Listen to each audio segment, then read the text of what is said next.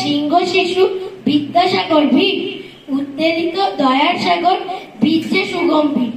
কবি সত্যেন্দ্রনাথ দত্ত, যার সম্পর্কে এই কবিতাটি লিখেছেন, তিনি হলেন মহামানব, দয়ার সাগর ঈশ্বরচন্দ্র বিদ্যাসাগর।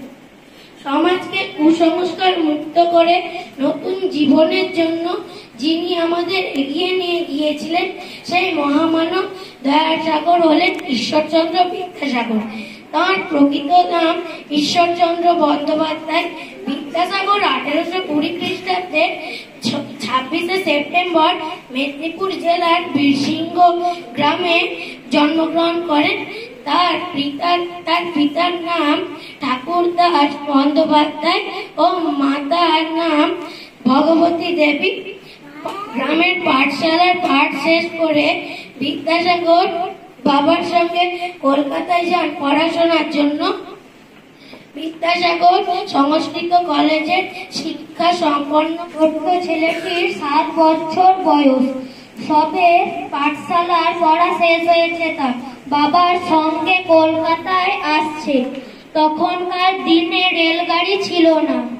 হেঁটে আস্তে আস্তে ছোট্ট ছেলেটি দেখলো বাটনা বাটা শিলের মতো পাথর। ছোট্ট ছেলেটির কৌতূহল প্রশ্ন, এই শিলগুলো কি বাবা? বাবা হেসে উত্তর দিলেন, এইগুলি শিল নয়, এইগুলি মাইলস্টোন।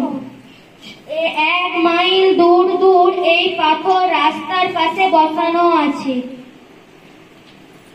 শিক্ষিকাদের প্রণাম জানিয়ে, আমার সহপাঠী এবং ছোট ছোট ভাই বোনেদের ভালোবাসা জানিয়ে আমি বিদ্যাসাগরের সম্পর্কে কিছু কথা বলছি।